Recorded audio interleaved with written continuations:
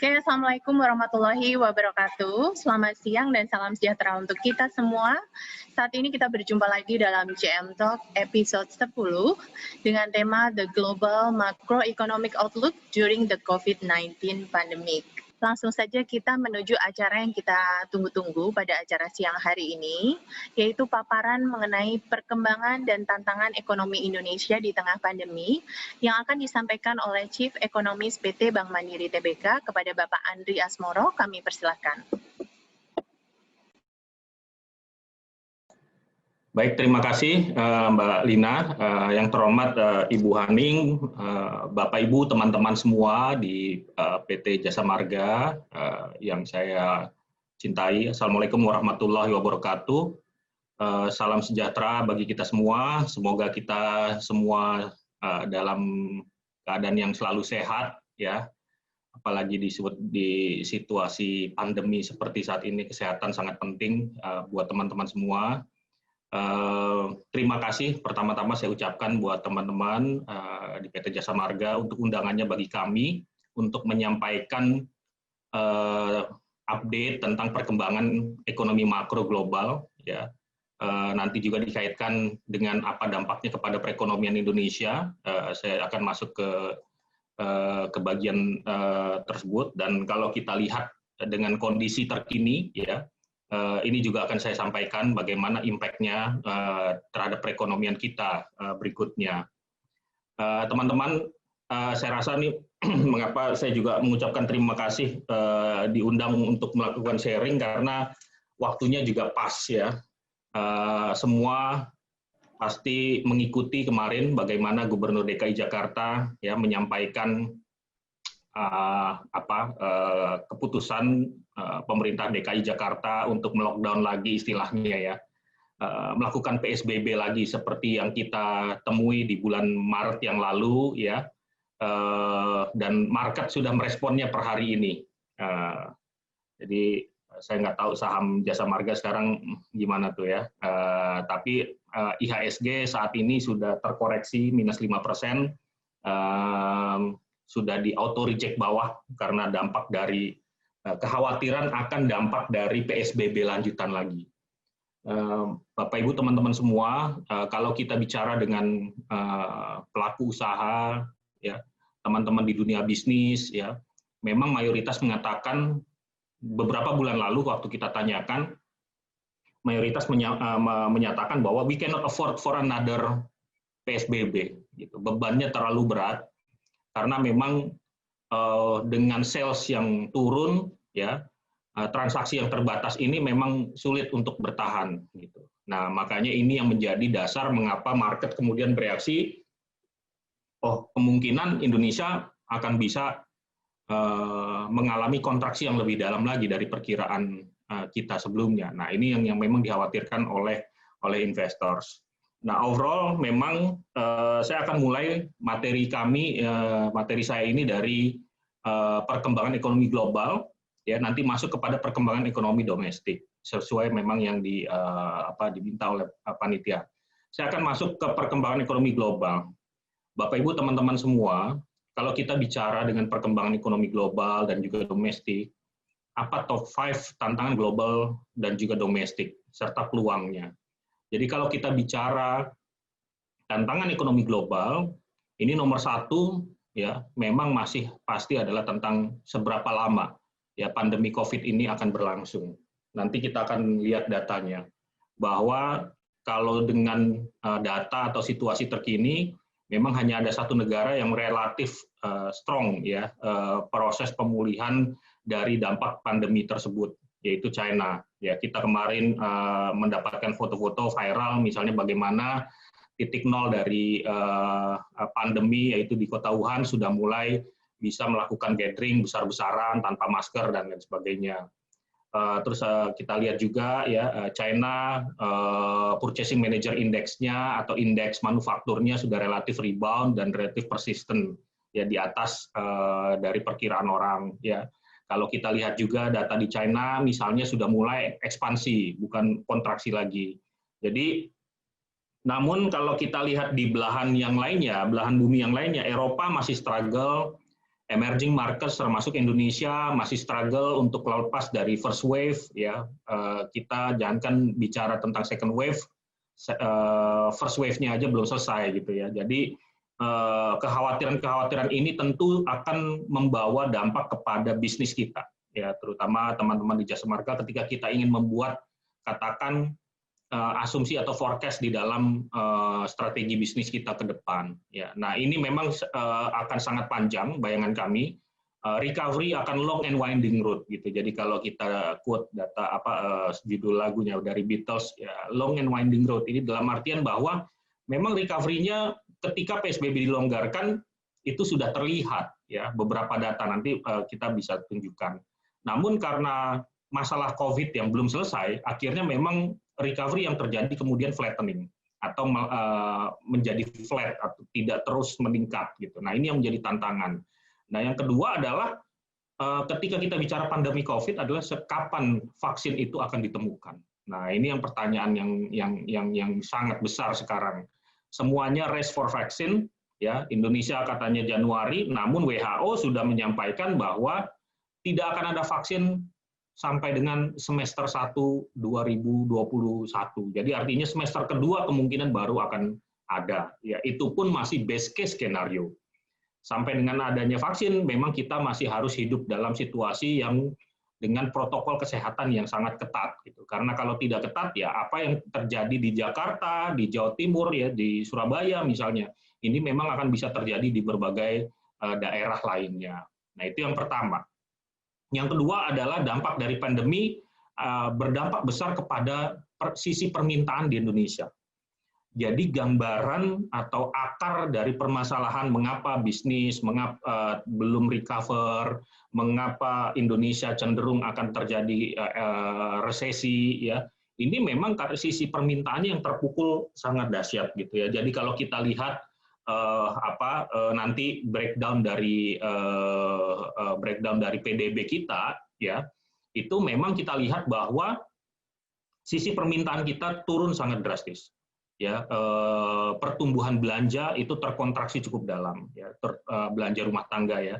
Jadi ini yang akan coba didorong oleh pemerintah, ya, di tahun 2020 ini supaya Indonesia bisa recover.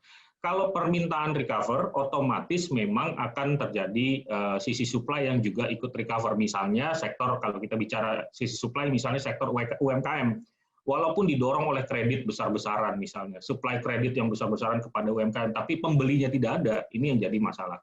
Ya. Nah, yang ketiga adalah, Bapak Ibu teman-teman, kalau di Indonesia tahun 2020 ini ada pilkada, ya, di banyak daerah, ya, di bulan November. Di Amerika Serikat ada pilpres gitu. Nah, di pilpresnya ini juga di bulan November. Nah, isu kemudian di global adalah apakah ini kemudian akan mengurangi tensi akan perang dagang China dan Amerika Serikat. Ternyata kalau kita lihat dari sejarah, ya, dan beberapa analisis terakhir, kemungkinan siapapun presiden yang terpilih, either Donald Trump atau Joe Biden dari Demokrat misalnya, kemungkinan memang isu, ya, perang dagang dengan China itu akan relatif berjalan terus, ya. Kenapa? Karena isu yang paling strategis buat Amerika Serikat adalah masalah ketertinggalan sisi teknologi, ya, antara Amerika Serikat dengan China. Jadi China sudah menguasai 5G, China sudah menguasai 5G, Amerika Serikat belum. Nah, ini yang memang akan menimbulkan negosiasi dan kemudian akan berdampak kepada pembatasan-pembatasan dari sisi perdagangan China di Amerika Serikat. Yang berikutnya, yang keempat adalah volatilitas harga komoditas. Bapak Ibu teman-teman, kalau kita lihat harga komoditas itu sangat penting buat ekonomi Indonesia. Jadi sebagian besar dari sektor yang ada di Indonesia itu juga terkait dengan pergerakan komoditas. Ya, kalau kita lihat juga misalnya sektor otomotif atau sektor retail misalnya, itu juga tergantung atau banyak dipengaruhi oleh sektor komoditas. Kalau harga komoditas meningkat, ya, otomatis akan mendorong, kalau kita bicara pertumbuhan di daerah-daerah, ya, itu akan mendorong sisi permintaan. Kemudian akan mendorong penjualan retail, penjualan otomotif, penjualan properti, dan lain sebagainya. Nah, mencermati volatilitas harga komoditas ini sangat penting buat kita. Gitu. Nah, kalau kita lihat sekarang, tendensinya memang dengan perekonomian yang global yang relatif lemah, ya, harga memang cenderung untuk turun. Nah, ini yang akhirnya membatasi pertumbuhan ekonomi di berbagai daerah. Nah, yang berikutnya tantangan dari global, terutama kalau kita lihat yang domestik, adalah infrastruktur yang masih belum cukup. Terutama infrastruktur yang terkait dengan pemanfaatan digital technology. Karena dengan infrastruktur yang belum cukup ini, ya kekhawatiran utama adalah negara kita bisa terjebak dalam resiko dari digital divide. Digital divide ini adalah ketimpangan akibat ketidakmerataan infrastruktur teknologi. Saya kasih contoh misalnya daerah-daerah di provinsi yang relatif terisolasi, katakan infrastrukturnya belum baik, ya kemampuan untuk memanfaatkan internet pasti lebih rendah dibandingkan dengan daerah di Pulau Jawa. Nah, artinya memang daerah yang di Pulau Jawa yang bisa memanfaatkan teknologi lebih baik, pertumbuhan dari bisnisnya akan relatif lebih baik. Nah, ini yang akan menimbulkan memang disparitas antar wilayah yang relatif jadi melebar. Jadi memang PR-nya pemerintah adalah bagaimana ya menerapkan infrastruktur atau mendorong infrastruktur, ya pembangunan infrastruktur terutama di digital technology jadi relatif merata. Nah, itu tantangannya. Pertanyaan berikutnya adalah sisi globalnya seperti apa? Teman-teman, kalau peluang dari sisi globalnya adalah kalau kita lihat bahwa pemanfaatan digital yang masif ini memberikan ruang bisnis. Kita lihat sepanjang COVID ini, ya UMKM yang memanfaatkan digital technology itu relatif bisa bertahan di tengah tantangan ya atau potensi untuk penurunan dari revenue.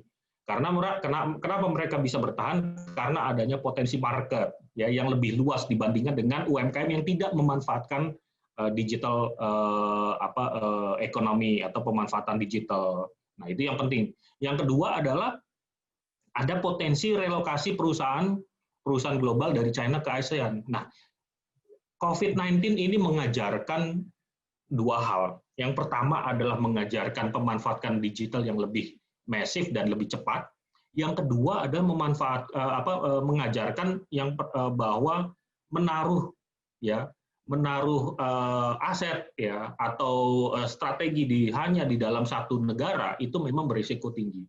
Contohnya kalau kita lihat banyak perusahaan-perusahaan yang menaruh atau menempatkan ya pabriknya itu di China misalnya. Jadi ketika China collapse ya terkena COVID-19 ini semuanya tidak bisa mengakses dan akhirnya perusahaannya jatuh. Nah, akhirnya ada peluang bahwa perusahaan-perusahaan tersebut akan melakukan realokasi ya pusat industrinya ke beberapa negara lainnya di luar China untuk membalance resiko.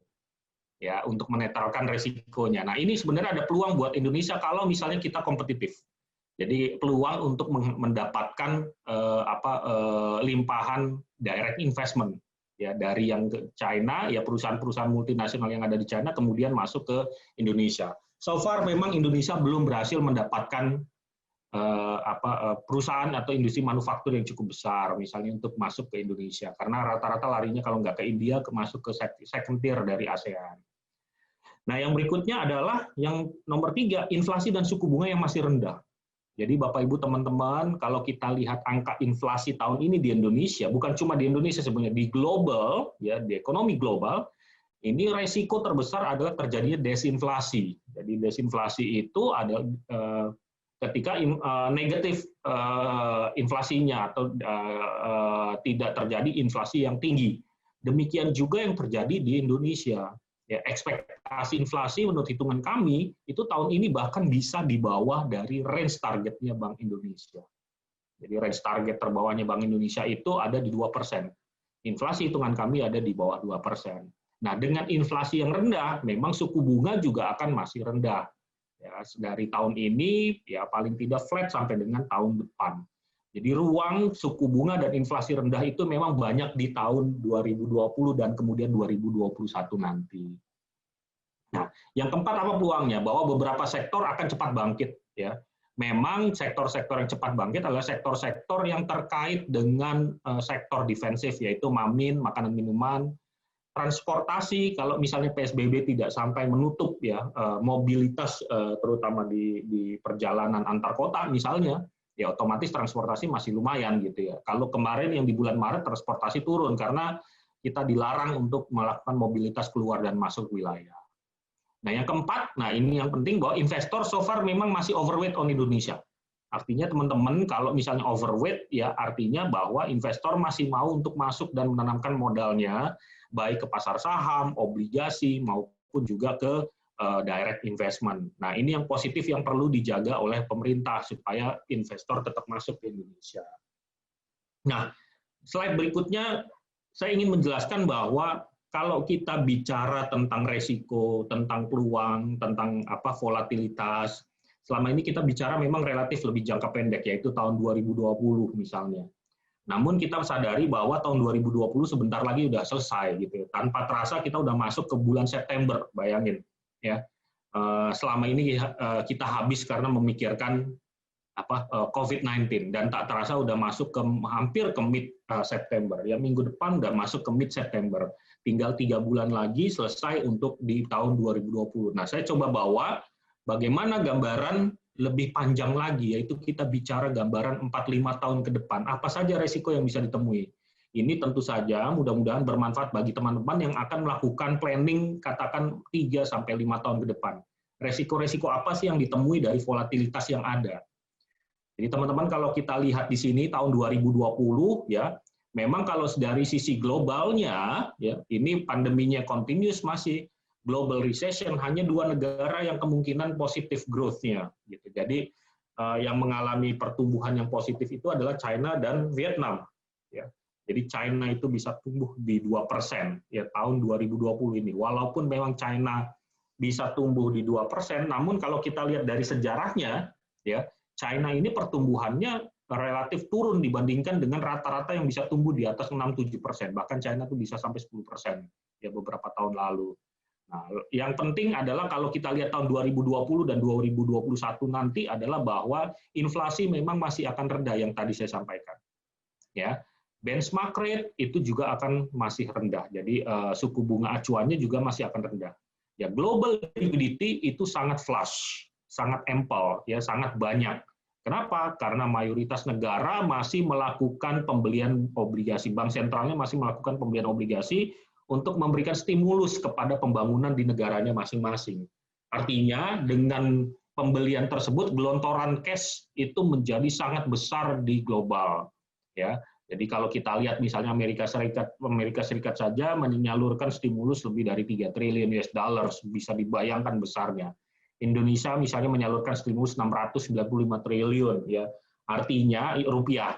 Nah, artinya memang global stimulus akan mendorong ya appetite dari investors ya untuk beli aset-aset yang lebih menghasilkan return lebih tinggi. Nah, seperti itu. Namun kalau kita lihat yang dari sisi domestiknya memang recovery-nya mungkin masih akan tough, namun suku bunga dan inflasi akan relatif rendah. Nah, di atas 2021, katakan 2022, 2023, skenario-nya atau situasinya bisa berubah. Kalau kita berasumsi bahwa pertumbuhan ekonomi ya di Indonesia dan juga di global kemudian recover very strong di tahun 2022-2023, kemungkinan respons kebijakannya akan berubah. Jadi kalau pertumbuhan ekonomi udah relatif strong, ya COVID-nya udah asumsinya udah ketemu di semester kedua 2021, ya pada akhirnya ya suku bunga akan mulai dinaikkan. Ada ekspektasi bahwa suku bunga akan mulai naik di tahun 2022 atau 2023. Stimulus akan bisa makin rendah. Nah, akan mulai dipotong. Nah, ini yang akhirnya bisa berdampak kepada pembalikan aliran modal. Jadi kita mengalami misalnya persis di tahun 2013 yang lalu, kita sebut dengan taper tantrum misalnya. Nah itu beresiko. Jadi kalau resiko yang pada saat ini adalah resikonya lebih kepada pertumbuhan ekonomi, resiko di 2022 atau 2023 sampai dengan 2025 adalah lebih kepada resiko pelemahan nilai mata uang kita ya terhadap US dollar. Jadi ini yang memang yang perlu diperhatikan.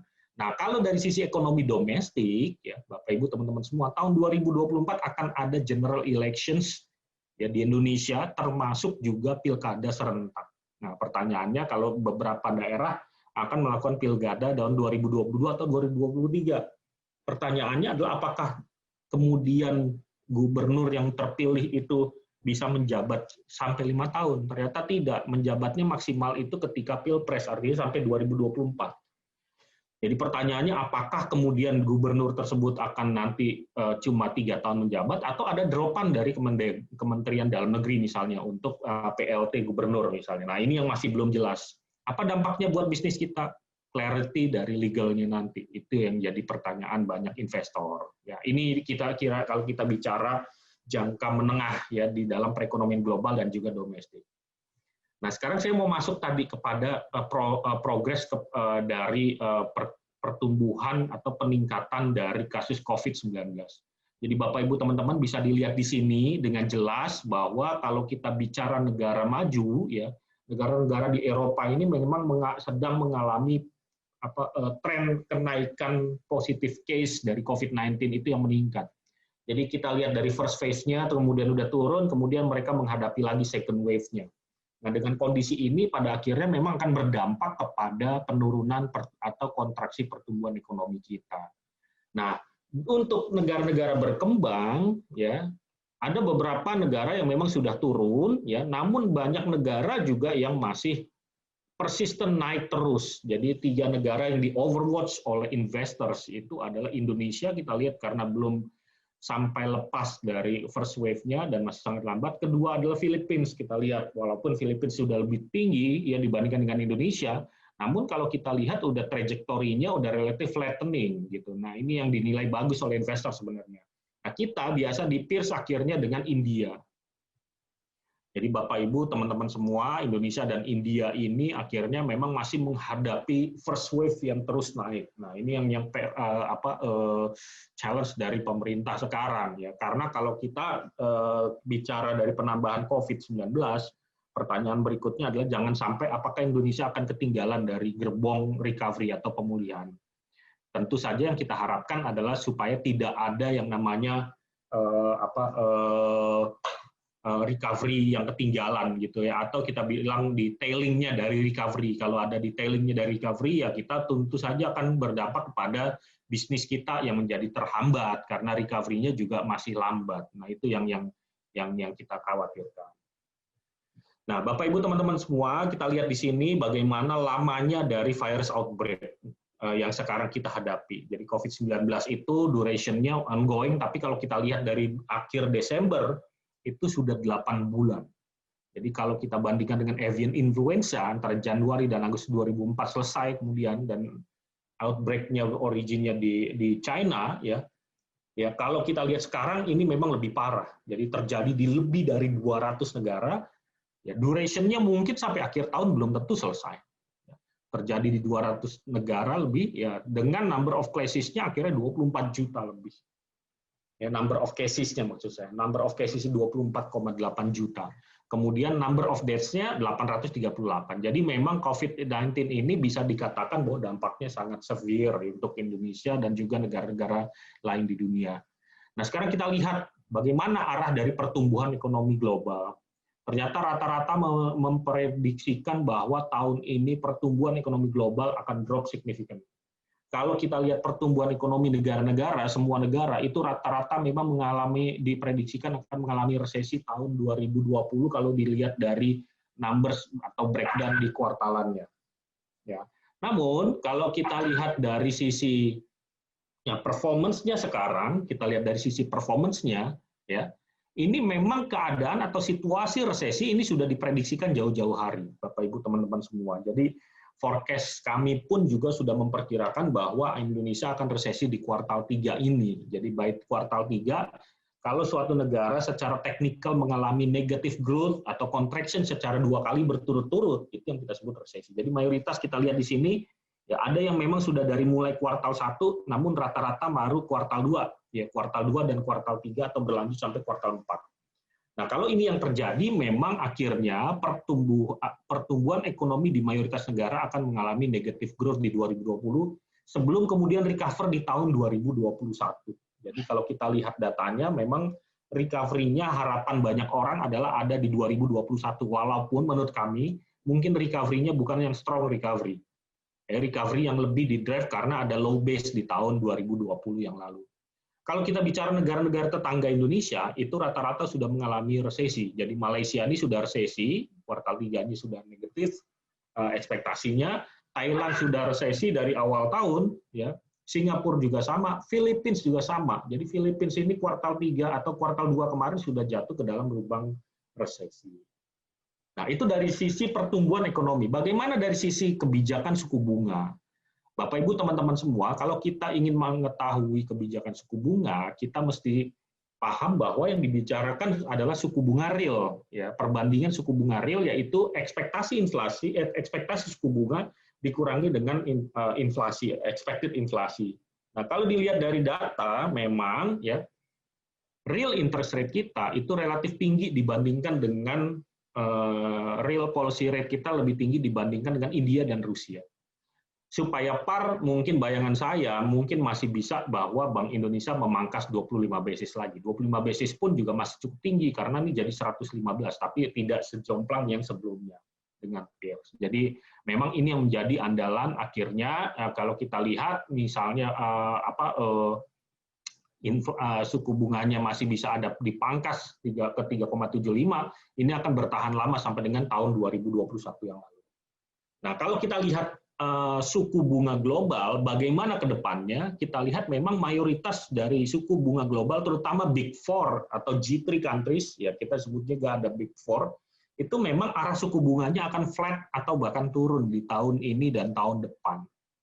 Jadi kalau the Fed ini memang sudah memperkirakan bahwa, nah ini kita lihat nih teman-teman, policy rate sampai dengan 2022 ini masih diprediksikan akan berada di 0,25%. Sementara jangka menengah panjang ini akan berada di 2,5%. Sehingga kalau kita lihat ya, kalau secara gamblang ya suku bunga acuan di global ya jangka pendek katakan 1-2 tahun ini memang akan bertahan suku bunga low. Ketika udah mulai ada tanda-tanda recovery, strong rebound on labor absorption misalnya, mereka udah mulai tanda-tanda bahwa oke, waktunya bagi saya untuk menaikkan lagi kalau misalnya naik lagi di sini gitu. Nah, pergerakan aliran modal. Sekarang kita lihat pergerakan aliran modal di Indonesia. Bapak Ibu teman-teman lihat di sini kalau ke bawah ini adalah capital outflow. Nah, kita lihat di sini capital outflow yang paling besar terjadi di bulan Maret yang lalu ketika market panik pertama kalinya mendapatkan menganalisis dampak dari COVID-19 ke perekonomian. Kalau kita lihat dari data pun memang ini yang terdalam dalam beberapa krisis. Ya. Nah ini yang memang yang terjadi. Namun kalau kita lihat sesudahnya penurunannya itu tidak tinggi lagi. Jadi memang one shock event. Ya. Namun untuk yang berikut-berikutnya ternyata memang masih besar untuk penurunan atau adanya capital outflow. Ya terutama kalau kita lihat di sini dari sisi stock marketnya. Ya, ini yang memang menjadi problemnya. Dari sisi nilai tukar sebenarnya relatif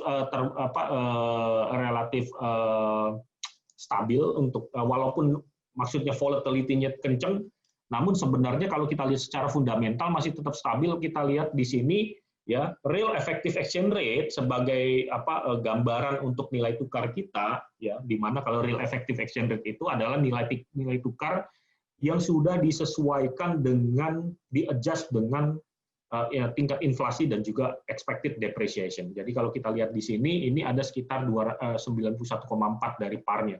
Artinya memang masih ada ruang untuk penguatan, namun bayangan saya untuk mendukung investor kemungkinan memang tidak dipaskan untuk di level 100.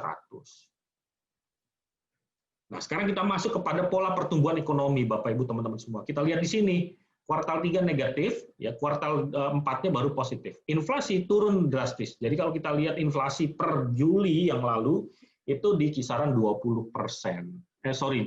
Di kisaran 1,54%. Artinya laju inflasi memang sangat rendah di tahun 2020 ini 1,95%, sehingga ruangnya juga akan relatif suku bunga akan relatif besar.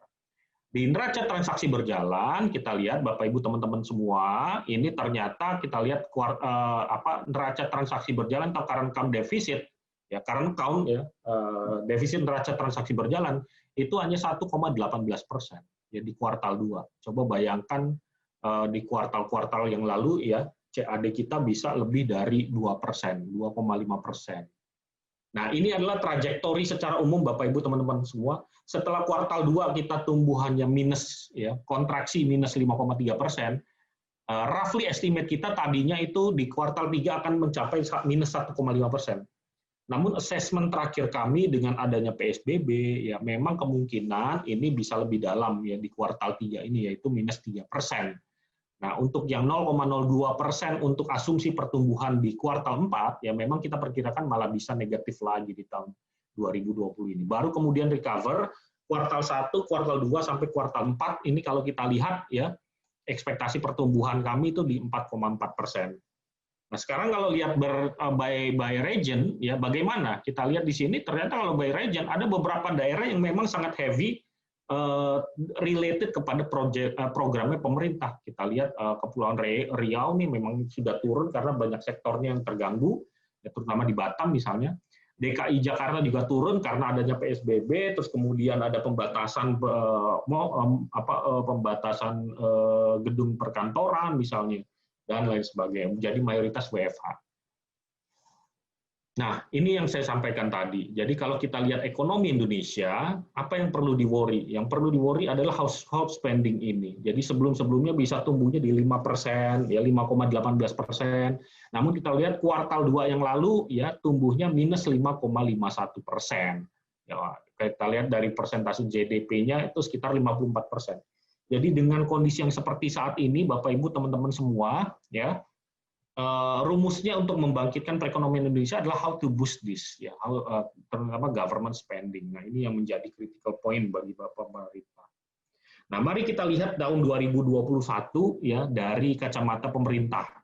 Jadi kalau kita lihat dari RAPBN yang diajukan oleh Presiden 16 Agustus 2020 yang lalu, kita lihat pertumbuhan ekonomi ekspektasinya membaik di tahun 2021.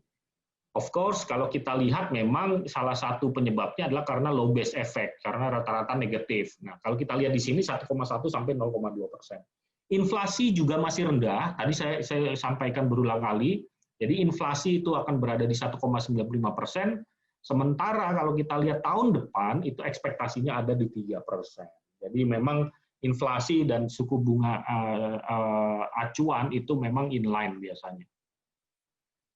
Nah, ini adalah forecast kami quarter on quarter dari 2020 sampai dengan 2022. Jadi kalau kita lihat ekspektasi pertumbuhan ekonomi kita tahun ini ada di negatif full year-nya ya, ada di negatif 1%. Sementara di kuartal 4 2021 ekspektasi kami masih di 4,4%. Baru kemudian 2021 berada di 5%. Pertanyaan berikutnya, apakah mungkin Indonesia bisa tumbuh di atas 6%-an? Nah, menurut saya mungkin saja, namun tidak dalam waktu dekat. Jadi fundamental levelnya memang Indonesia itu ekonominya ada berada di antara 4%-an sampai 5%-an. Nah, ini challenging buat Indonesia. Inflation kita lihat di sini, misalnya 2,9%, tadi saya katakan di antara 2-3%, terus kemudian tahun ini 1,95%. Nah, ini dia BI 7 days, ya kemudian flattening sampai dengan akhir tahun.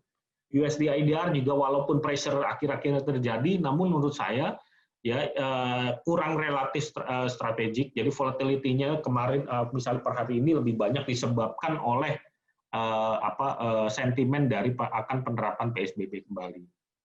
Nah, yang menarik adalah bahwa dari sisi market, dari sisi perbankan, sebenarnya kondisi likuiditas yang ada sekarang malah makin flush, Bapak Ibu teman-teman. Sehingga kalau kita lihat suku bunga ya itu akan turun terus. Jadi Bapak Ibu teman-teman semua yang punya deposito di perbankan misalnya, ini memang jangan berharap kepada imbal hasil atau bunga misalnya, karena memang akan tetap rendah dan akan dibuang untuk yang dana-dana mahal.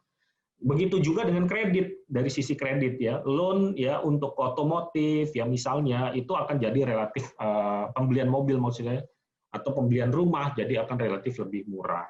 Nah, ini kita lihat.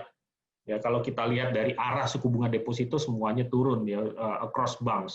Bank buku 1 sampai dengan bank buku 4. Nah, ini hal yang lain lagi adalah bagaimana peranan pemerintah kemarin, bahwa kita tahu akan sudah ada stimulus yang diluncurkan oleh pemerintah. Namun pertanyaannya kalau kita lihat 2021 ini bagaimana skemanya? Ternyata ada peralihan ya dari belanja pemerintah terutama untuk personal expenditures. Kemudian yang tumbuh tinggi itu adalah untuk yang capital expenditure. Ini juga dikaitkan dengan sektor infrastruktur. Cuma dalam bayangan kami, ya karena perekonomian belum recover secara sempurna, memang dampak dari terlalu fokus on infrastructure itu bisa menghambat dari pemulihan yang sektor yang lain. Bapak Ibu teman-teman semua, kalau kita lihat tahun 2021 misalnya, ya budget draftnya dari mereka itu nomor 1 adalah PUPERA, pekerjaan umum dan juga perumahan rakyat. Itu budgetnya dialokasikan 149,8 atau 150 triliun. Sementara kalau kita lihat ya tahun 2019 yang paling tinggi adalah Ministry of Finance. Jadi memang situasinya akan kembali di posisi ketika pre-COVID untuk yang alokasi anggaran. Bayangan saya ini masih fluid dan nanti masih bisa berubah-ubah dari besaran perhitungannya. Nah, ini pertanyaan juga bagaimana kondisi ekonomi Indonesia saat ini. Ya, kalau kita lihat dibandingkan dengan 1998 memang tidak akan apple to apple. Karena kalau kita lihat misalnya tahun 98 itu diikuti dengan kasus kisruh di sisi politik ya, sehingga pertumbuhan kita tuh bisa minus 13,1%. Recover-nya cukup lama, Bapak Ibu teman-teman semua ya, bahkan kita dapat ratingnya pun untuk kembali ke sovereign yang rate bonds yang menarik ya memang masih bisa agak tough waktu itu. Nah, kita coba track ya perilaku dari masyarakat Indonesia ketika PSBB-nya sudah dilonggarkan. Ternyata cukup tinggi tuh ya, orang Indonesia mungkin karena sudah jenuh ya tinggal di rumah terus akhirnya mulai keluar. Dan kalau kita lihat visit rate stores-nya itu di Jabodetabek ya itu relatif rendah, dan akhirnya kalau kita lihat di sini ya ini akhirnya untuk yang kuning nih meningkat yaitu per Agustus ya. Jadi Juli dan Agustus memang pembelian untuk yang sektor retail segala macam tuh meningkat ya. Namun setelah bulan Agustus ya sayangnya adalah ada pengetatan dan adanya kasus yang bertambah. Jadi recovery-nya juga bertahan tidak meningkat lagi. Nah, ini adalah kita lihat bagaimana tren dari visit rate-nya dari teman-teman yang ada di shopping mall, supermarket, dan other stores. Ini yang meningkat kalau kita lihat traffic-nya. Nah, sekarang pertanyaannya adalah dengan kondisi sekarang, apakah mampu sektor real bekerja? Ya. Nah, yang menjadi challenging adalah kita coba menghitung break-even point dari masing-masing sektor. Ternyata ada sektor yang require ya secara historis data mereka itu ada sektor yang membutuhkan angka FMCG dan non FMCG misalnya. Mereka mengatakan dari data tersebut ya 31,8% itu relatif cukup, kalau visit rate-nya di bawah itu baru mereka trouble. Nah, kita lihat juga di sini misalnya yang paling parah adalah angkutan udara misalnya yang bisa sampai 69% sampai dengan 69% sampai dengan 75%. Jadi angkutan udara misalnya Garuda Indonesia kalau kita lihat sampai dengan hari-hari ini dengan penumpang yang masih relatif terbatas, ini yang akhirnya menjadi akibat very tough untuk angkutan udara ini mencapai break even. Termasuk juga dengan restoran. Restoran juga memang harus ada kompensasi ya karena memang untuk mencapai level di 66,8% ini memang masih tough. Sekarang okupansi rate-nya mungkin di bawah 50% atau visit rate-nya di restoran. Di hotel yang menarik adalah hotel yang menawarkan ekoturism, ya kembali ke alam, ini yang relatif okupansi rate-nya tinggi. Jadi kalau kita lihat untuk yang okupansi rate untuk di hotel inner city itu di bawah 10%, di bawah 5% mungkin. Namun kalau hotel untuk yang di daerah yang perkebunan, yang alamnya menarik, itu bisa di atas 60%, full terus. Nah, ini adalah regular, ya kalau kita lihat regular update untuk berbagai sektor, mayoritas merah, retailnya merah, autonya juga merah. Jadi kalau kita lihat di sini, retail dan auto memang terkait dengan PSBB yang lalu. Jadi kalau untuk retail, untuk yang ES hardware, memang orang akan cenderung lebih kepada pemenuhan kebutuhan pokok. Sementara kalau yang ES hardware relatif kepada yang handy, ya goods, ya. Jadi yang barang-barang untuk membantu. Jadi overall kalau kita lihat retail dan otomotif sama dengan properti ini memang masih negatif growth. Bayangan kami untuk otomotif saja misalnya itu akan terkoreksi sekitar 50-60% dari total.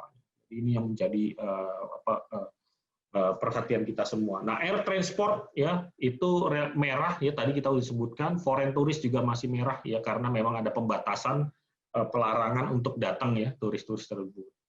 Nah, berikutnya pertanyaan adalah kalau ditanyakan sebenarnya sektor mana yang cepat untuk recover. Ya, akhirnya sektor yang cepat untuk recover adalah sektor-sektor yang defensif, Bapak Ibu teman-teman semua, yaitu food, drink, processed food dan lain sebagainya. Jadi kalau kita lihat di sini ya, ini adalah yang pada bulan-bulan awal dari PSBB yang waktu itu yang memang meningkat dan ini terbukti sampai dengan sekarang. Kemudian ketika sudah memang COVID terjadi, sudah COVID vaksinnya sudah terjadi, ya sudah ada, terus kemudian masyarakat sudah mulai belanja untuk yang tertiary goods. Jadi ini yang akhirnya bagus untuk jangka 12-15 bulan ke depan. Nah, demikian gambaran dari kami ya, 40 menit sesuai dengan apa yang di-require oleh panitia. Namun kalau ada keterangan saya yang masih belum jelas, kami persilakan untuk ditanyakan. Terima kasih. Assalamualaikum warahmatullahi wabarakatuh. Terima kasih banyak Pak Andi, kami sangat apresiasi di sela kesibukan Bapak meluangkan waktu untuk experience sharing dan membagi ilmunya dengan kami, Roadster Jasa Marga. Hai. Menuju acara berikutnya adalah pemaparan yang tidak kalah seru yang akan disampaikan oleh Ibu Haning yang akan kali ini membahas mengenai New Normal Strategic Initiative. Kepada Ibu Haning, waktu kami persilahkan. Oke, Assalamualaikum warahmatullahi wabarakatuh. Waalaikumsalam warahmatullahi wabarakatuh. Terima kasih. Selamat siang Bapak Ibu sekalian. Bismillahirrahmanirrahim. Terima kasih untuk kesediaannya pada siang hari ini.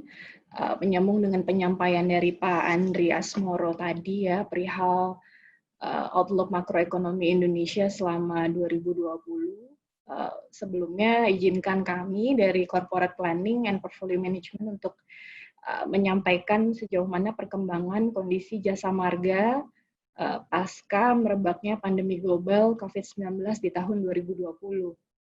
Oke, mungkin di slide ini kami akan coba sedikit refresh ya, sesuai dengan arahan dalam rencana jangka panjang perseroan periode 2018 hingga 2020, bahwa memang jasa marga masih dan tetap akan menjadi perusahaan dengan jalan tol nasional terbesar, terpercaya, dan berkesinambungan. Message-nya masih sama. Namun demikian, arahan strategisnya kita tetap harus bisa mengembangkan bisnis tol, pengoperasian di jalan tol, serta meningkatkan fokus kita di bisnis prospektif. Untuk itu, mensupport strategi tersebut disupport oleh 3 lini bisnis utama, diantaranya lini bisnis konsesi jalan tol, kemudian lini bisnis pengoperasian jalan tol, dan lini bisnis prospektif, yang nantinya diharapkan bisa memaksimalkan portofolio bisnis untuk Jasa Marga Group secara keseluruhan. Kalau kita lihat di sini, ini adalah pencapaian perusahaan dalam 5 tahun ke belakang, bagaimana keberhasilan perusahaan dalam melipat gandakan bisnisnya, yang ditandai dengan peningkatan aset perusahaan dengan compound annual growth rate mencapai 28,4%. Ini besar, Bapak Ibu sekalian, luar biasa. Di tengah masifnya periode investasi tersebut, perseroan masih tetap bisa menjaga kinerjanya, ditunjang dengan laba bersih perseroan yang setiap tahunnya menunjukkan adanya peningkatan ya, dengan compound annual growth rate mencapai 10,8%. Ini baik sekali untuk perusahaan dalam kondisi investasi yang cukup masif. Kalau kita lihat di sini, panjang jalan tol operasi pun ini double ya Pak, dari Bapak Ibu sekalian bisa dilihat, dari tahun 2015 yang tadinya kita hanya memiliki 590 km jalan tol, hari ini sampai dengan 2019 kita sudah punya 1.162 km dan akan terus bertambah sampai dengan 2020 dan 2021. Bagaimana dengan kondisi pasca terjadinya COVID-19? Kalau yang kita ketahui bersama, dampak dari pandemi COVID-19 ini cukup masif, dan kalau kita lihat memang merebaknya pandemi global COVID-19 sejak Maret 2020 secara langsung memberikan dampak yang cukup signifikan terhadap kinerja perseroan. Kalau kita lihat di sini ada beberapa item kinerja yang memang langsung terdampak, diantaranya kaitan dengan penundaan tarif. Jadi ada penyesuaian tarif yang seharusnya kemarin sudah terjadi di tahun 2020, namun karena adanya pandemi COVID-19 ini dilakukan penundaan oleh Kementerian Pekerjaan Umum dan Perumahan Rakyat. Kemudian karena adanya penerapan PSBB, seperti yang kita ketahui bersama sejak Maret 2020, cukup berdampak ya kepada volume lalu lintas yang melintas di sepanjang ruas Jasa Marga Group, di mana pembatasan tersebut cukup mengakibatkan adanya pelemahan atau penurunan dari volume lalu lintas di sepanjang jalan tol milik Grup Jasa Marga. Dan yang tadi sudah disampaikan oleh Pak Andreas Moro ya, bahwa kaitan dengan inflasi, awalnya memang Bank Indonesia memperkirakan bahwa laju untuk inflasi dari mulai Januari 2020 itu rentangnya antara 0,42% hingga 2,82% year on year. Nah, kalau tadi kita lihat dari proyeksi Pak Andreas Moro dari Chief Economist Bank Mandiri, bahwa besaran nilai inflasi ini diperkirakan akan melebihi proyeksi Bank Indonesia. Artinya apa? Inflasi masih akan terus turun.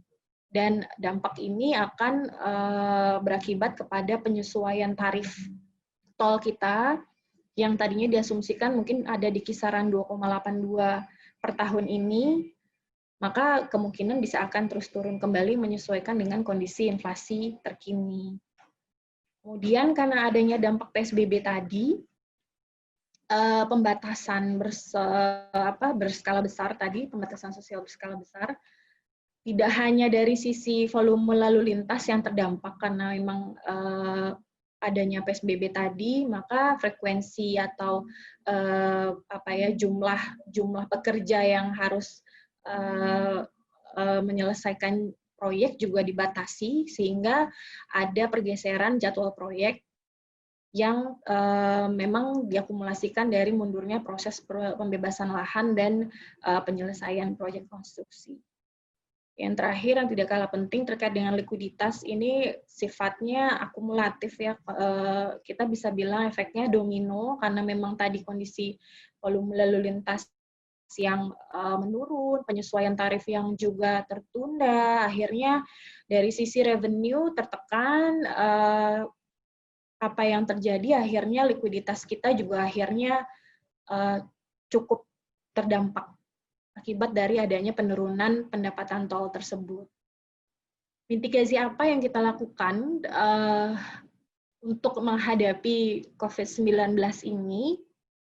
Dari sisi kondisi traffic dan lalu lintas tadi, kita melakukan traffic dan penyesuaian tarif tol yang ditunda tadi, kita melakukan beberapa evaluasi dan prioritas program kerja untuk seluruh kelompok jasa marga. Mungkin dari revisi RKP 2020 kemarin, Bapak Ibu mungkin di level teknis sudah sangat familiar dengan proses cost reduction, evaluasi teknis yang dijalankan di seluruh grup jasa marga.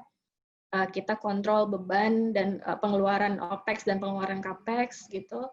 Dan memang ini bukan main-main Pak, bukan bercanda gitu, tapi memang ada kondisi tadi yang sudah kami sampaikan sebelumnya yang tidak bisa tidak bisa diakomodir atau tidak bisa di reduce lagi gitu dampaknya, karena memang ini sudah sangat menekan kinerja perseroan secara global.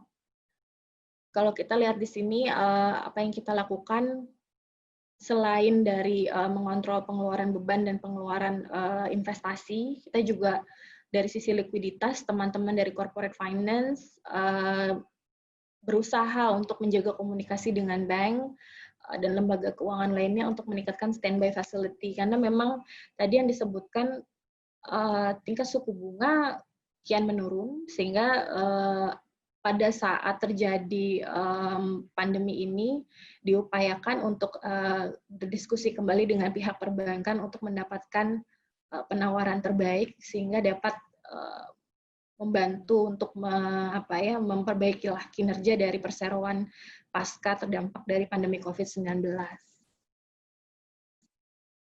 Bapak Ibu sekalian, yang bisa kami sampaikan ini sebagai gambaran di awal tahun kemarin, perbandingan antara volume lalin dan pendapatan tol sebelum dan pasca adanya penyebaran COVID-19 di tahun 2020. Ini gambaran sejak Februari hingga 31 Maret 2020. Kalau kita lihat bahwa kondisi volume lalin di Jabodetabek dan non-Jabodetabek itu menurun dalam rentang kisaran 31-37%.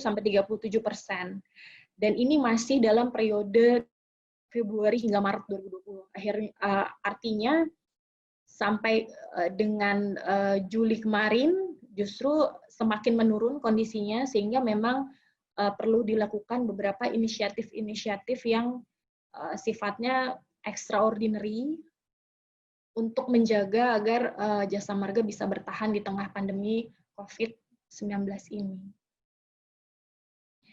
Inisiatif yang diambil diharapkan bisa meningkatkan likuiditas dan kinerja perseroan. Ekspektasi kita setidaknya Jasa Marga tadi yang disebutkan oleh Pak Andri dapat bisa menjadi salah satu sektor yang defensif sehingga bisa lebih cepat recovery-nya pasca nanti berakhirnya pandemi COVID-19. Untuk 2020 sendiri, efisiensi beban usaha yang sudah kita mulai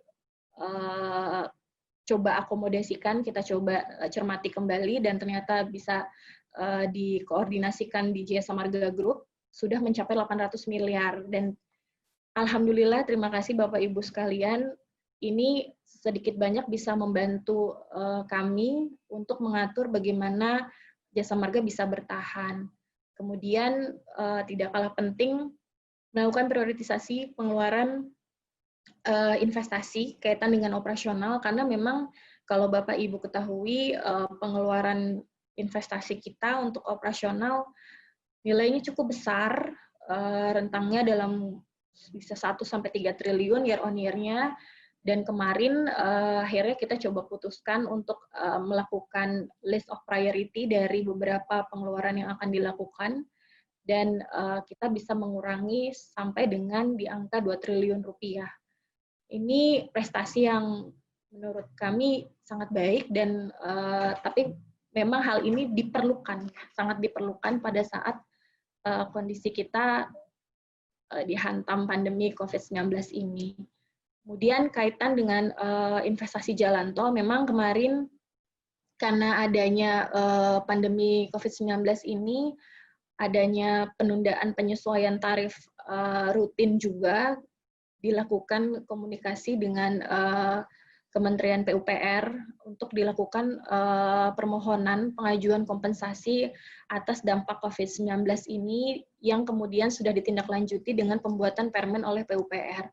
Meskipun begitu, bukan berarti tugasnya sudah selesai, masih terus harus ada upaya koordinasi dengan pihak BPJT agar kompensasi ini bisa diimplementasikan dan dicairkan. Kemudian kaitan dengan COVID-19 ini, seperti yang tadi sudah dibahas oleh Pak Andri, dampaknya global dan gradual perbaikannya, sehingga tidak bisa secara langsung gitu ya. Untuk beberapa investasi yang terkait dengan proyek-proyek jalan tol, kita lakukan review atas kelaikan investasi, dikarenakan tadi ada penyesuaian besaran nilai inflasi year on year, dan kedepannya diperkirakan bahwa penyesuaian inflasi itu juga akan semakin menurun trennya, bukannya semakin meningkat. Nah, karena inflasi merupakan salah satu komponen yang cukup penting dalam bisnis jalan tol, maka kemarin memang dilakukan upaya-upaya kaitan dengan investasi proyek jalan tol ini dengan melakukan review atas kelayakannya. Dan atas beberapa proyek jalan tol yang memang bisa dibilang besaran kelayakannya marginal, cukup marginal, kita lakukan beberapa pengajuan skema yang bisa kita sampaikan ini bagian dari usaha atau ikhtiar kita lah gitu. Nah, tujuannya supaya memang proyek tersebut tetap berada di lini dikatakan layak secara bisnis. Beberapa skema yang kita ajukan kemarin ada penanaman modal dalam negeri, ada skema viability funding, ada perpanjangan konsesi, serta ada kompensasi tunai atas capping tarif. Untuk kompensasi tunai atas capping tarif ini di 2020 kita ekspektasikan bisa kita terima dari ruas Semarang Batang, PT JSB, mungkin nanti akan dibantu oleh manajemen PT JSB untuk dapat bisa kita peroleh kompensasi tunai atas capping tarif yang sudah ditunggu sejak 2019.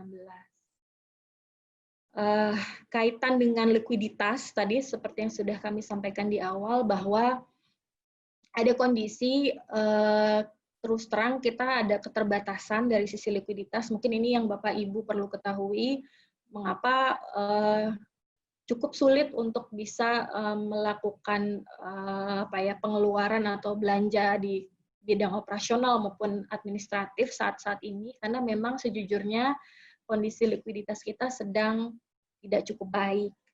Nah, sehubungan dengan hal tersebut, teman-teman di level manajemen, terutama di divisi corporate finance, melakukan beberapa inovasi-inovasi kaitan dengan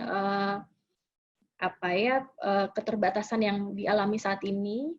Di antaranya terus melakukan koordinasi dengan pihak perbankan melalui perpanjangan tenor fasilitas kredit, melakukan relaksasi atas bayaran bunga dan pokok.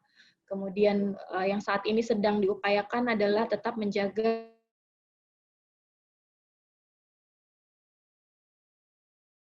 agar bisa likuiditas menolong adalah melalui penerbitan obligasi yang memang diperkirakan akan settle di tanggal 8 September 2020 kemarin, dan alhamdulillah penerbitan obligasi telah dilaksanakan dan telah berjalan dengan lancar. Kedepannya diharapkan kita bisa akan menambah salah satu semacam alternatif untuk menambah likuiditas kita, menjaga likuiditas jasa marga dengan melalui ada satu proses divestasi saham, tapi di sini kita sebutnya mungkin aset recycle, yang kita ekspektasikan nilainya mencapai 1 triliun. Again, ini adalah ikhtiar-ikhtiar yang kita tempuh untuk menjaga supaya likuiditas dan kinerja perseroan tetap solid pasca COVID-19. Nah, ini adalah gambaran seperti apa hal yang terjadi pasca COVID-19 terhadap kinerja jasa marga secara grup. Kalau kita lihat di sini, di audited 2019, pendapatan usaha kita berada di ordo 10,9 triliun. Di RKP awal, kita ekspektasikan pendapatan usaha kita berada di ordo 13,6. Tapi kemarin sampai dengan realisasi semester 1 2020, revenue kita drop, dan kemarin realisasi sampai semester 1 hanya berada di ordo 4,3. Nah, kita prognosakan sampai dengan 2020 nanti bahwa perkiraan pendapatan usaha berada di ordo 9,6 triliun. Penurunan yang cukup signifikan ini ditopang dari menurunnya performa traffic yang tadi sudah kami sampaikan, yang dan juga adanya penundaan penyesuaian tarif yang sebelumnya sudah kita perkirakan dalam RKP 2020. Kemudian kaitan dengan EBITDA margin juga, untuk EBITDA sendiri sebenarnya mengalami penurunan dari audited 2019. Kalau kita lihat dari 6,88 menjadi 5,84 hari ini, seperti yang tadi sudah disampaikan karena adanya penurunan dari pendapatan usaha. Namun demikian, yang perlu digarisbawahi adalah kita tetap berusaha untuk menjaga EBITDA margin berada di level yang bisa ditolerir. Meskipun demikian, kalau kita lihat di sini, EBITDA margin tetap tertekan kondisinya, karena kalau kita lihat kemarin, ada beberapa struktur biaya yang sifatnya ternyata tidak variabel terhadap fluktuasi dari volume lalu lintas. Sehingga EBITDA margin turun dari 62,7% ke angka 60,4% meskipun kita sudah melakukan pemangkasan biaya up to 800 miliar. Ini adalah figur volume lalu lintas yang sudah kita proyeksikan kemarin dengan asumsi bahwa di 2020 ini lalin akan pulih secara gradual di Oktober 2020. Namun dari realisasi Agustus kemarin sebenarnya lalin sudah cukup pulih, utamanya di sepanjang Trans Jawa, alhamdulillahnya. Tetapi karena semalam ada press release dari Pak Anies Baswedan, kita belum melakukan projection kembali terkait dengan penerapan PSBB tahap 2 ini, dan kita akan coba lihat kembali lah nanti kira-kira seperti apa progres dari proyeksi dari volume lalu lintas ini. Harapannya masih bisa sesuai dengan ekspektasi kita di awal, karena kalau ini turun sudah seperti yang kita kita bayangkan, laba tahun berjalan kita juga pasti akan tertekan. Dari sebelumnya kita ekspektasikan di 2020 ini berada di orde 300 miliar, kemungkinan akan terus tertekan apabila memang PSBB tahap 2 ini diterapkan lebih panjang dari yang kita perkirakan. Lalu apa yang bisa kita lakukan? Karena tadi kalau kita lihat di 2020 story-nya sudah bisa dilihat kurang lebihnya, karena ini sudah bulan September pertengahan, hanya ada beberapa bulan tersisa, sehingga kurang lebih itu tadi gambaran untuk 2020. Untuk 2021, karena tadi Pak Andri sampaikan ada kondisi-kondisi yang bisa dikatakan pulihnya perekonomian itu tidak akan sepenuhnya terjadi di 2021, tetapi akan terjadi secara gradual. Maka saat ini tim dari corporate planning melakukan update atas rencana jangka panjang perusahaan dengan mengakomodir kondisi-kondisi turunnya tren menurunnya angka inflasi seperti yang tadi disampaikan.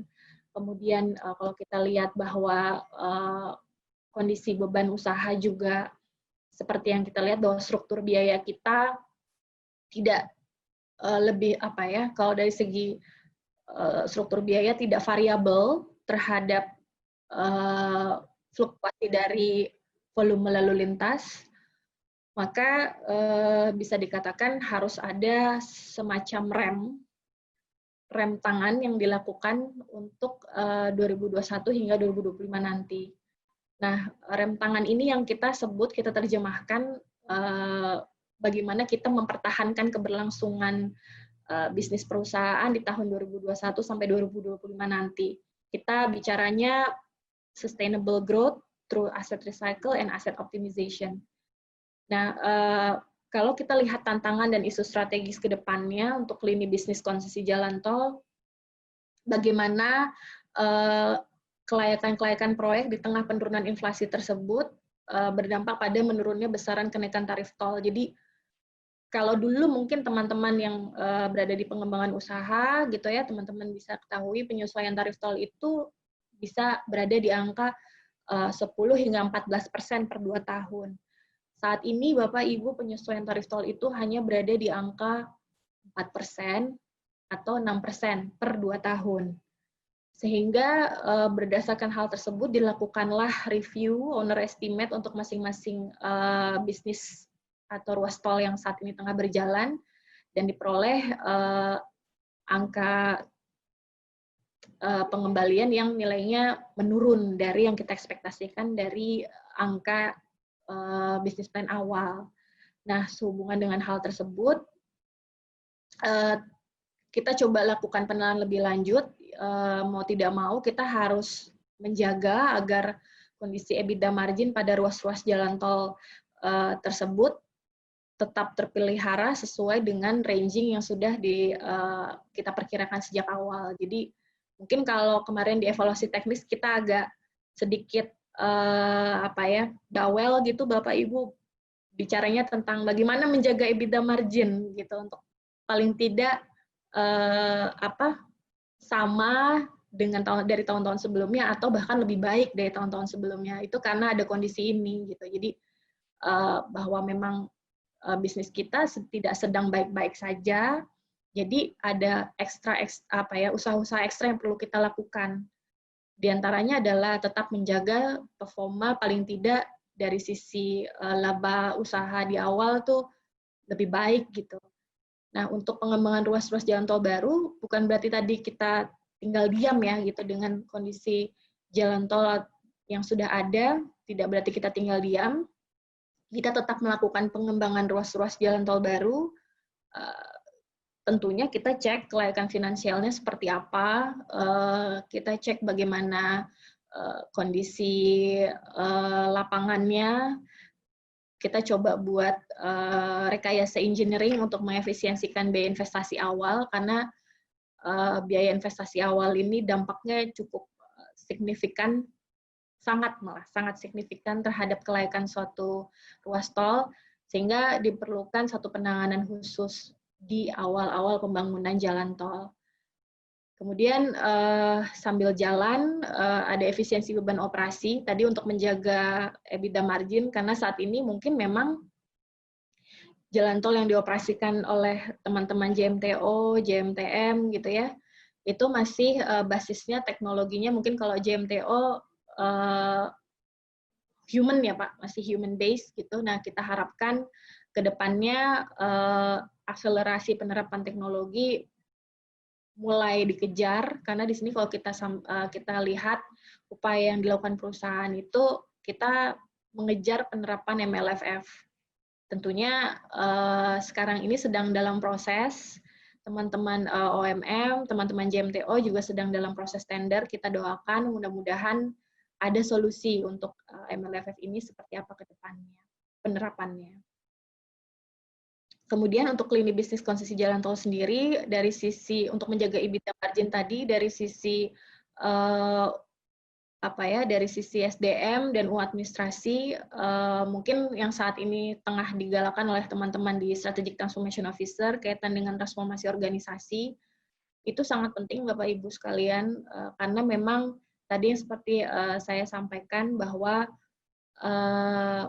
ada kondisi di mana pendapatan tol itu dipengaruhi oleh penyesuaian tarif per 2 tahunan. Dan penyesuaian tarif itu didasarkan pada besaran nilai inflasi yang dikeluarkan oleh BPS, di mana trennya semakin menurun. Nah, kita lihat bahwa beban organisasi sendiri bukannya semakin turun, malah semakin bertambah. Nanti ada ilustrasi setelah ini yang akan coba kami sampaikan. Jadi nggak mungkin kalau istilahnya bahasa jelasnya, oke, inflasi turun tapi masa iya gaji turun, itu kan nggak mungkin. Nah makanya inilah yang sedang coba dijalankan, dan berat memang, tapi kita upayakan ini akan tetap berjalan sampai dengan nanti kita bisa mempertahankan kondisi EBITDA margin kita pada level stabil. Kemudian di lini bisnis pengoperasian jalan tol, kalau kita lihat bahwa implementasi transaksi pembayaran tol non-tunai dengan menggunakan teknologi nirsentuh atau tanpa henti, ini tengah digalakan oleh teman-teman OMM bersama dengan teman-teman JMTO dengan adanya Flow, dan saat ini tengah dilakukan uji coba. Dan selain itu juga kalau kita lihat tantangannya cukup besar ya, karena adanya kompetitor-kompetitor dalam bidang pengoperasian jalan tol. Nggak hanya Jasa Marga, nggak hanya JMTO, sekarang ada Astra Infra, ada Rotex, ada Citra Group, ada Nusantara Infra, yang semuanya menuju kepada satu titik pengembangan usaha, pengembangan bidang pengoperasian gitu. Jadi buat teman-teman di JMTO ataupun di JMTM, mungkin jangan berbesar hati dulu, karena ini challenge-nya lumayan besar, karena teman-teman di tempat lain ini mereka melakukan strategi-strategi yang sifatnya cukup out of the box, karena mereka mengajak beberapa partner-partner yang memang sifatnya cukup strategis juga gitu. Jadi mungkin ini justru bisa jadi opportunity juga buat kita bertumbuh gitu ya, sehingga memanfaatkan adanya opportunity yang ada. Yang ketiga, kaitan dengan efisiensi biaya pelayanan transaksi, lalu lintas dan pemeliharaan jalan, mungkin seperti yang tadi disampaikan oleh Pak Andreas Moro, tetap harus kalau kita lihat sih tadi saya dengar infrastruktur yang belum optimal itu kaitan dengan penerapan teknologi. Sehingga mungkin memang kalau dimungkinkan ada sedikit, bukan sedikit ya, mungkin kita bicaranya kolaborasi antara teman-teman di operation, khususnya untuk pelayanan lalu lintas dengan pemeliharaan jalan tol, kolaborasi bagaimana agar efisiensi biaya bisa terwujud dengan operasi berbasis teknologi tadi. Nah, kalau kita lihat memang di JMTM sendiri saat ini tengah berusaha untuk mencoba penerapan performance-based long-term contract. Sudah kemarin sempat ada webinarnya juga. Kami harapkan bahwa PBMC ini bisa dijalankan di tahun 2021 ini, meskipun memang ada beberapa keterbatasan kaitan dengan fasilitas dan pendanaan, tapi dipahami bahwa paling tidak stepping stone-nya sudah bisa dilakukan sejak 2021. Kemudian kaitan dengan JMTO, persiapan menghadapi kontrak multi-lane free flow, mungkin memang yang lebih harus diupayakan lagi adalah kaitan dengan bagaimana JMTO mengemas kontrak manajemen di sepanjang ruas Jalan Tol Jasa Marga dan eksternal. Karena kontrak manajemen yang selama ini masih ada sifatnya masih volume based, basisnya masih human, harga satuan gitu. Nah, mungkin ke depannya ekspektasi dari kami JMTO bisa mengemas kontrak manajemen dengan berbasis service level agreement. Jadi kalau kita bicara tuh udah nggak based on harsat, tapi sudah bicaranya SPM, saya maunya yang levelnya 1, 2, atau 3, atau saya maunya yang levelnya premium, medium, atau pas aja sesuai SPM. Gitu. Mungkin kedepannya seperti itu diharapkan. Nah, kaitan dengan bisnis prospektif, ini untuk JMRB, kita pahami bahwa last resort kita salah satunya adalah bisnis prospektif ini, sehingga memang beberapa ruas, khususnya untuk ruas-ruas tol jalan existing, pendapatan usaha lain, banyak yang kita coba kolaborasikan bersama dengan teman-teman di JMRB. Adanya pengembangan kawasan yang terintegrasi, kemudian kita upayakan untuk meningkatkan atau mengoptimalkan aset konsesi jalan tol yang sudah ada saat ini, dengan bagaimana caranya mengoptimalisasikan pembangunan rest area yang tematik, kemudian pengembangan utilitas, dan bagaimana mengelola iklan supaya lebih optimal. Nah, di antara inisiatif-inisiatif ini sudah dilakukan beberapa proses pendetailan, sehingga dalam implementasinya nanti diharapkan bisa lebih memberikan titik terang apa yang harus dilakukan. Kalau kita lihat di sini mungkin ini gambaran bagaimana inflasi bekerja dari tahun 2015 hingga 2020. Kita lihat di sini di Januari 2015 inflasi berada di range 6,96%. Kemudian sampai dengan Agustus 2020 kemarin inflasi berada di 1,32%. Kalau kita lihat di sini kondisinya inflasi terus menurun, tapi kalau kita lihat di sini bagaimana beban SDM, uang administrasi, dan beban operasi fluktuasinya terjadi. Kalau kita lihat beban SDM dan uang administrasi kecenderungannya naik. Dari kita lihat compound annual grade-nya kisarannya 2,9, untuk beban SDM, kemudian untuk beban umum administrasi berada di angka 19,9. Meskipun untuk beban operasi kita lihat di sini masih ada harapan karena memang yang tadi sudah disampaikan sebelumnya, teman-teman di operasi sedang berupaya untuk melakukan akselerasi penerapan teknologi yang diharapkan bisa menekan beban operasi year on year-nya. Nah, kalau kita lihat memang kenapa kami sangat concern terhadap inflasi karena basis dari penyesuaian tarif tol sendiri sesuai peraturan pemerintah Republik Indonesia nomor 15 tahun 2005 terkait jalan tol, bahwa penyesuaian tarif 2 tahun sekali basisnya masih inflasi. Dan kalau kita lihat di sini memang tren penurunan inflasi itu tidak diimbangi dengan tren penurunan beban usaha secara agregat yang kecenderungannya meningkat setiap tahun, sehingga memunculkan gap yang perlu diantisipasi melalui beberapa inisiatif yang tadi sudah sempat disampaikan. Kaitan dengan bagaimana mengantisipasi kondisi-kondisi ini, kita lakukan eksplorasi dan akselerasi bisnis baru. Kaitan dari pengembangan jalan tol, tadi sudah disampaikan inisiatif-inisiatifnya. Yang saat ini tengah dijalankan adalah kita tengah merampungkan penyelesaian pembangunan jalan tol Jor 2 yang diharapkan rampung di tahun 2020, dan di 2021 nanti diharapkan sudah bisa beroperasi hampir secara keseluruhan.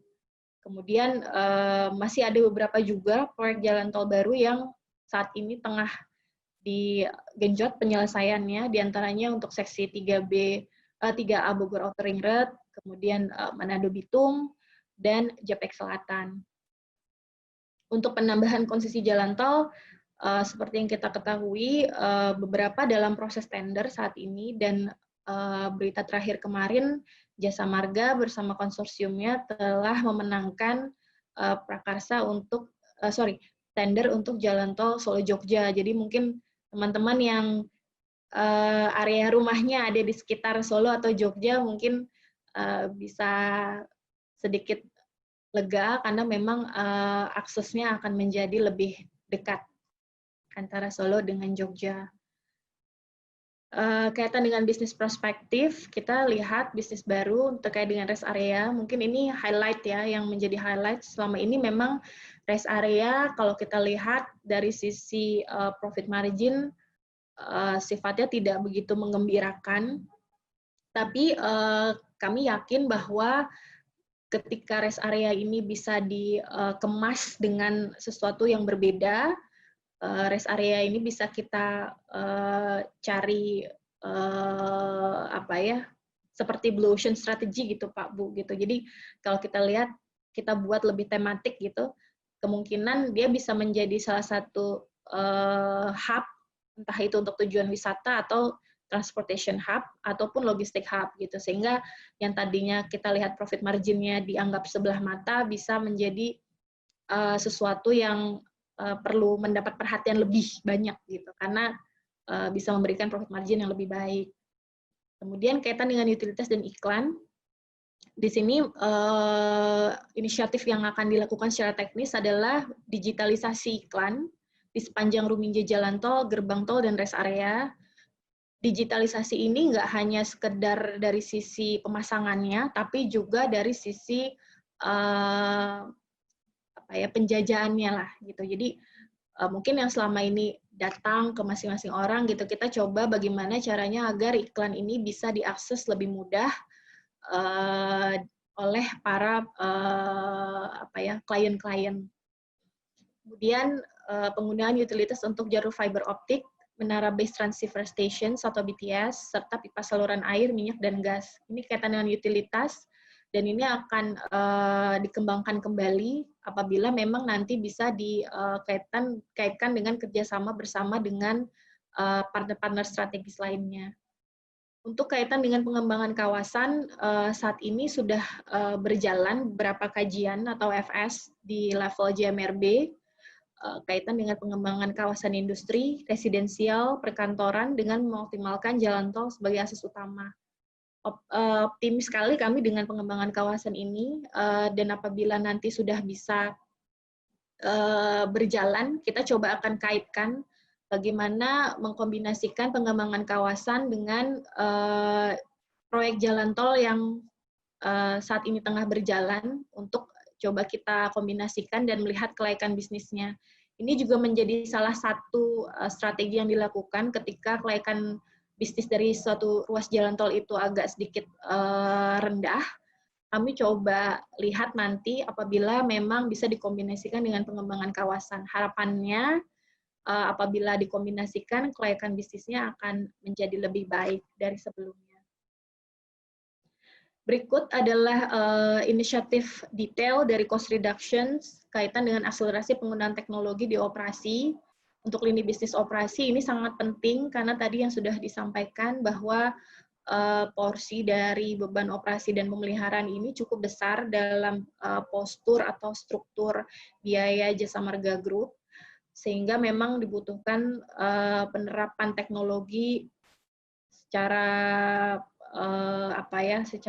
secara masif gitu bisa dikatakan. Makanya di sini di 2020 teman-teman di operation baik di level kantor pusat maupun di level regional dan juga service provider saat ini tengah mengembangkan SLFF berbasis teknologi RFID dan juga dikombinasikan dengan penerapan Automatic Vehicle Classification atau AVC di ruas Jakarta Cikampek. Harapannya dengan prototipe yang diterapkan di beberapa lokasi ini bisa dikembangkan menjadi lebih luas lagi dan bisa diterapkan di seluruh ruas tol Jasa Marga Group. Kalau kita bicara bahwa MLFF masih membutuhkan adanya komitmen atas implementasi legal dari sisi law enforcement-nya, mungkin bisa dimulai dari penerapan SLFF yang saat ini tengah diperdalam melalui penerapan flow. Dan kedepannya kalau kita berdoa bersama-sama mudah-mudahan Jasa Marga bisa goal dalam tender MLFF ini sehingga secara bertahap Jasa Marga melalui JMTO bisa mengimplementasikan teknologi secara menyeluruh dan tentunya kalau JMTO yang menang kita bangga juga karena made in Indonesia. Dan bagaimana kalau kita lihat di sini jangka panjangnya JMTO dan juga JMTM akan berusaha untuk melakukan pelayanan dengan berbasis tadi kalau untuk JMTM Performance Based Maintenance Contract dan untuk JMTO basisnya SLA. Di sini tentunya dengan adanya kedepannya dengan adanya penerapan teknologi dan JMTO sendiri sudah join dalam Finaria atau yang dikenal dengan Link Aja, sehingga diharapkan ke depannya Jasa Marga bisa terjun ke dalam bisnis financial teknologi dalam bidang operasional. Untuk cost reduction di bidang administrasi dan SDM, diharapkan memang adanya transformasi organisasi yang saat ini tengah berjalan, kita bersama-sama untuk bisa terus menyiapkan talent-talent yang mendukung pertumbuhan, adalah tugas kita bersama-sama untuk mengakselerasi pertumbuhan yang saat ini tengah berjalan untuk Jasa Marga yang lebih baik. Kita siapkan kaderisasi dan regenerasi di bidang bisnis jalan tol dengan kompetensi yang sudah ada saat ini, baik dari sisi engineering, operational, maupun bisnis, diharapkan ke depannya bisa memberikan akselerasi pertumbuhan yang baik untuk Jasa Marga Group secara keseluruhan. Demikian kami sampaikan. Wabillahi taufiq wal hidayah. Wassalamualaikum warahmatullahi wabarakatuh. Baik, terima kasih para speaker, Mbak Hani, makasih banyak atas sharingnya pada sore hari ini dan juga rekan-rekan partisipan roadster Jasa Marga dimanapun berada. Terima kasih sudah mengikuti acara JM Talk 10 dengan tema The Global Macroeconomic Outlook During the COVID-19 Pandemic. Kurang lebihnya kami mohon maaf sekali lagi. Assalamualaikum warahmatullahi wabarakatuh.